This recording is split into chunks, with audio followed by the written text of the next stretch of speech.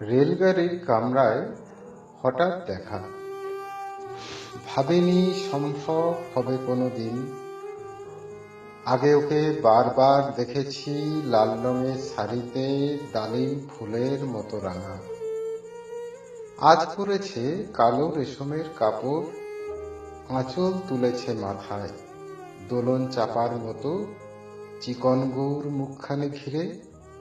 মনে হলো কালো রঙে একটা গভীর দূরত্ব ঘনিয়ে নিয়েছে নিজের চারদিকে, যে দূরত্ব সর্ষে ক্ষেতের শেষ সীমানায় শালবনের নীলাঞ্জনে। থমকে গেল আমার সমস্ত মনটা। চেনা লোককে দেখলেন অচেনার গাম্ভীর্যে। হঠাৎ খবরের কাগজ ফেলে দিয়ে আমাকে করলে নমস্কার। সমাজবিধির পথ গেল খুলে।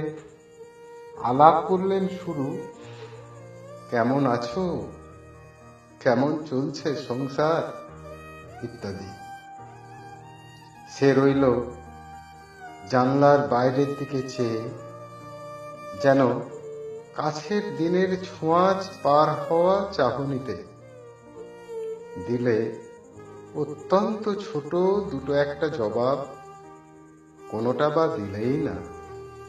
বুঝিয়ে দিলে হাতের অস্থিরতায়, কেন এসব কথা, এর চেয়ে অনেক ভালো চুপ করে থাকা। আমি ছিলাম অন্য বেঞ্চিতে ওর সাথীদের সঙ্গে।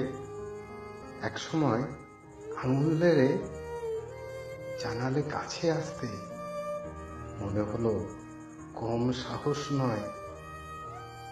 বসলুম ওর এক বেঞ্চিতে। গাড়ির আওয়াজের আড়ালে বললে মৃদু স্বরে, কিছু মনে করো না, সময় কোথা সময় নষ্ট করবার। আমাকে নামতে হবে পরের স্টেশনে। দূরে যাবে তুমি, দেখা হবে না আর কোনো দিনই। তাই যে প্রশ্নটার জবাব এত কাল থেমে আছে, শুনবো তোমার মুখে, সত্য করে বলবে তো? আমি বললেন, বলবো। বাইরের আকাশের দিকে তাকিয়ে শুধলো, আমাদের গেছে যেদিন, একেবারেই কি গেছে, কিছুই কি নেই বাকি।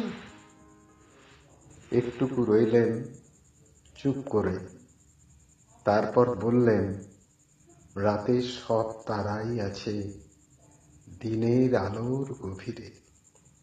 ফটকা লাগলো, কি জানি বানিয়ে বললেন নাকি।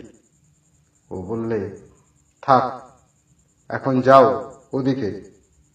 সবাই নেমে গেল পরের স্টেশনে। আমি চললেন একা।